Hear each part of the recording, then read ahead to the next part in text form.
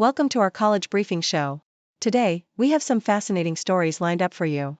First, a new study from Germany suggests that YouTube comments could potentially replace emails as a primary form of communication, challenging previous research on digital interactions.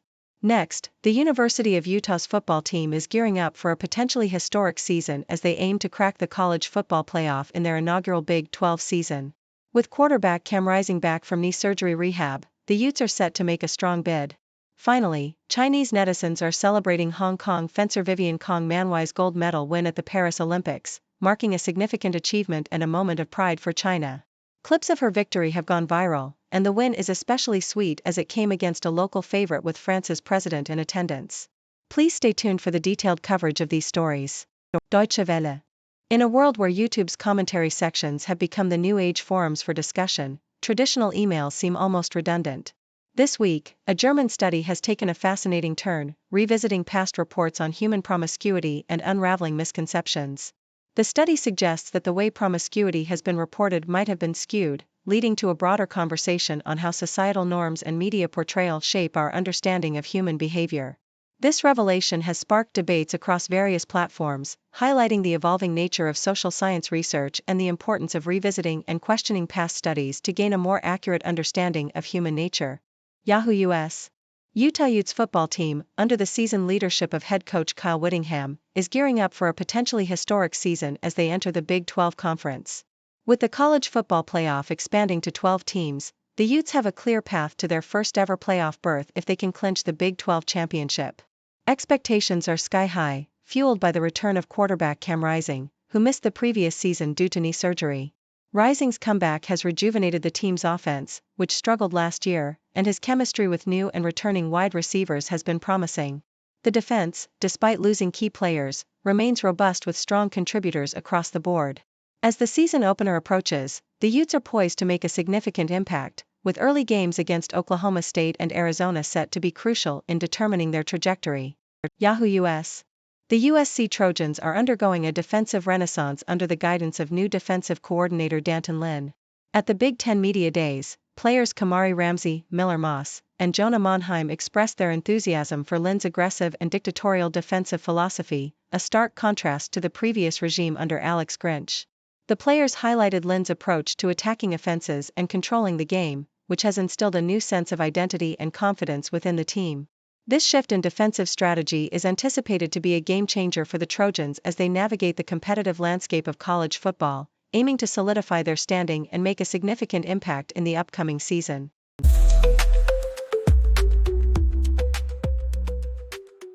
South China Morning Post reports that Hong Kong fencer Vivian Kong Manwai's historic win at the Paris Olympics has been celebrated as a significant achievement for China. Kong's victory in the women's AP final, where she triumphed 13-12 in a sudden-death tiebreaker, went viral on Chinese social media. Netizens praised her mental resilience, especially as she came from behind, trailing 7-1, to defeat France's Oriane Malabreton. Her calm demeanor and a radiant smile were highlighted, and her academic achievements as a Stanford graduate and Juris Doctor degree holder were also lauded. The win was seen as a redress for the nation after China's Sun Yuan was unexpectedly knocked out by Japan's Miho Yoshimura. Kong's victory, witnessed by France's President Emmanuel Macron, marked Hong Kong's first podium finish at 2 consecutive games, further elevating the moment's significance. Yahoo US reports on the skepticism surrounding USC football in the Big Ten preseason poll, where the Trojans were not ranked among the top 4. Despite head coach Lincoln Riley's efforts to revamp the defensive coaching staff, including hiring new defensive coordinator D'Anton Lynn and other key defensive coaches, national and Big Ten media remain doubtful about USC's defensive prowess. This skepticism persists even though Riley retained Taylor Mays, who performed admirably as the secondary coach in the Holiday Bowl. The poll's results have sparked reactions among fans and analysts, questioning whether USC can compete with the top-tier teams in the conference. This sentiment was echoed during a recent call-in show at the Voice of College Football, where a caller expressed surprise at USC's 6th-place ranking in the 2024 Big Ten media poll. Yahoo US also covers USC football's significant recruitment win, securing a commitment from 2026 five-star linebacker Xavier Griffin from Georgia. This commitment comes after USC faced setbacks with other Georgia-based prospects, Justice Terry and Isaiah Gibson, who decommitted 3 months after initially committing. The situation underscores the volatility of modern recruiting, where commitments are fluid until recruits officially sign and cease visits to other schools. Griffin's commitment has stirred skepticism about USC's ability to retain him, given the team's recent struggles, including losing 5 games last year. The narrative suggests that USC's on-field performance this fall will be crucial in maintaining Griffin's commitment and attracting other top recruits.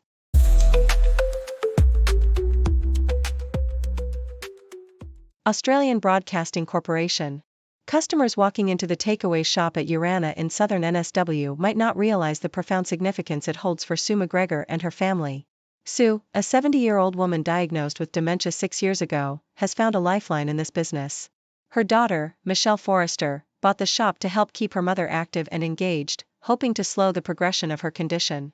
The shop, nestled in a small lakeside town, has become a hub of activity and social interaction for Sue, who enjoys serving customers and making food. The business is structured to accommodate Sue's needs, with carers assisting her in the shop. This setup challenges the stereotype that all people with dementia require intense care, demonstrating that they can still lead fulfilling lives with the right support. Bill Yates, diagnosed with early-onset dementia, advocates for such inclusive work environments, emphasizing the benefits of physical activity and social engagement. As Australia's aging population grows, the number of people living with dementia is expected to double by 2058, highlighting the need for flexible workplace arrangements to support families caring for their elders. CNN. A highly specialized segment of the world's largest naval drills off the northern Hawaiian island of Kauai has captured attention on both sides of the Pacific. The U.S. and its allies recently practiced sinking a large surface ship using long-range weapons, including a U.S. Air Force B-2 bomber for the first time. In a significant test, a B-2 stealth bomber hit a decommissioned amphibious assault ship with a low-cost guided bomb, showcasing the U.S. military's capability to neutralize maritime threats efficiently. The weapon, dubbed Quicksink, was tested on July 19 when a B-2 participated in the sinking of the ex-USS Tarawa. This demonstration indicated that the B-2, one of the U.S. military's most sophisticated aircraft, could deliver torpedo-like kills from the air using inexpensive precision-guided bombs. Analysts believe this capability could deter operations by China's People's Liberation Army Navy in the Western Pacific. The test, part of the Rim of the Pacific 2024 RIMPAC exercise, also included other advanced weapons and involved forces from multiple countries, emphasizing the U.S.'s commitment to maintaining security in the Indo-Pacific region. Yahoo US. At Springfield Public Schools' Back-to-School Bash, volunteers distributed thousands of backpacks, groceries, socks, and school supplies to help students prepare for the upcoming school year, which begins on August 19.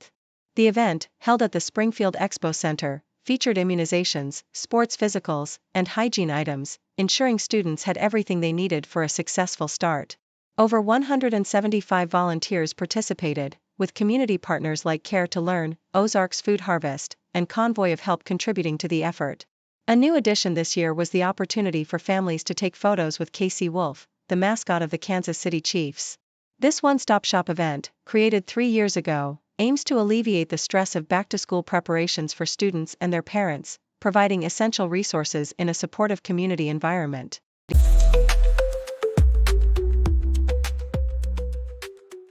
Yahoo US reports that Paul Feinbaum has expressed skepticism about Alabama's prospects for a national championship in the 2024 college football season. Despite acknowledging quarterback Jalen Milroe as a potential Heisman contender and a key asset for the team, Feinbaum points to the Crimson Tide's defensive secondary as a major vulnerability. He describes the secondary as too thin to withstand the rigors of the season, even though he believes the team could still make it to the college football playoffs. Feinbaum's analysis underscores the challenges Alabama faces amidst significant changes, including a new coach, a revamped conference, and an expanded playoff field. In a recent development covered by Yahoo US, Fayette Superintendent Demetrius Liggins canceled a controversial staff convocation after facing backlash for spending $26,500 on a celebrity speaker. Originally scheduled for August 6 at Rupp Arena, the event was intended to feature nationally known educator Ron Clark. Critics, including school board candidate Betsy Rutherford and retired teacher Mark Russell, argued that the funds could have been better spent on educational resources and staff preparation. The decision was praised by the teachers' union, Fayette KY 120 United AFT, which emphasized the need for financial transparency and better allocation of district funds. Liggins announced that the day would now be dedicated to teacher work, allowing staff to focus on preparing for the new school year. According to Yahoo US, wildfires in the western US and Canada have become increasingly severe, with experts attributing this to a combination of climate change and past fire suppression practices. The Park Fire in Northern California, the largest of the year, has already scorched 544 square miles. Experts like Jennifer Marlin and Benjamin Hatchett warn that these fires are not only more intense but also harder to control due to accumulated fuel and variable weather conditions. The fires are transforming ecosystems, making it difficult for forests to recover. Experts advocate for the reintroduction of controlled burns, a practice used by indigenous people, to manage fuel loads and prevent catastrophic wildfires. However, implementing this solution is complex and requires careful planning and execution.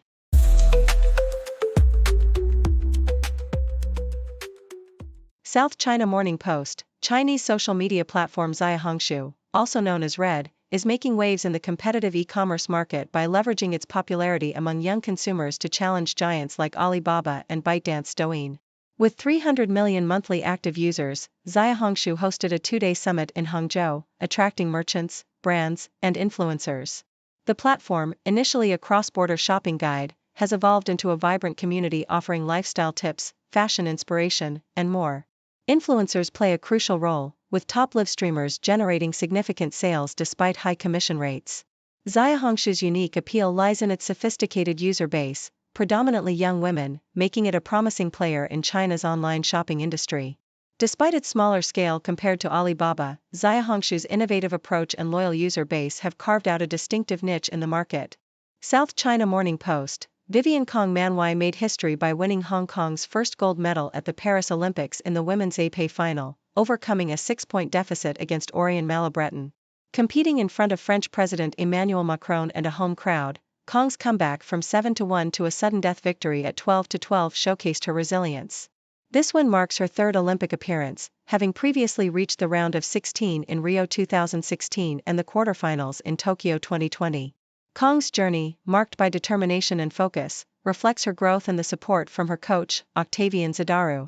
Her victory not only adds to Hong Kong's Olympic legacy but also signifies her potential for future successes, with aspirations for more medals and the upcoming World Championships in 2026. Australian Broadcasting Corporation, Alia Alachi's parents faced the challenge of managing their daughter's smartphone use, deciding not to replace it after it malfunctioned when she was 10.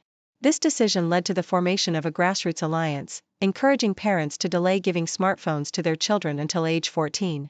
This movement aims to mitigate the mental health impacts associated with early smartphone use, supported by experts like U.S. social psychologist Jonathan Haidt.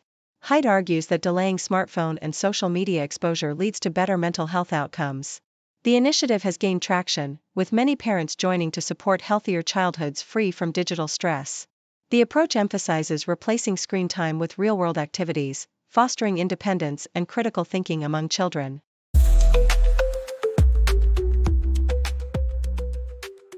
Thank you for tuning in.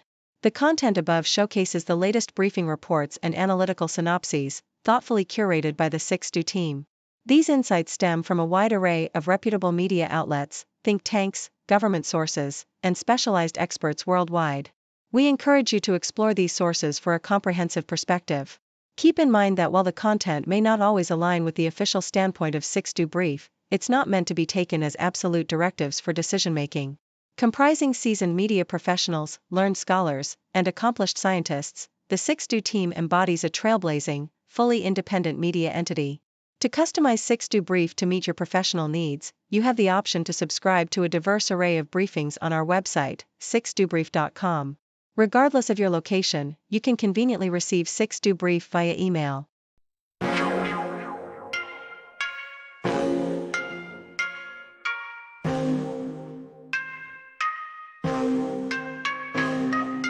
News breaks, buzz the ground, stories spin, walls come down, voices merge in the sound, faces mix in the crowd, broadcasters paint the scene, world events on our screen, every link a different theme, words collide in the stream, 6 degrees connect the dots, background stories more than us. The voices rise aloft, truth unveiled.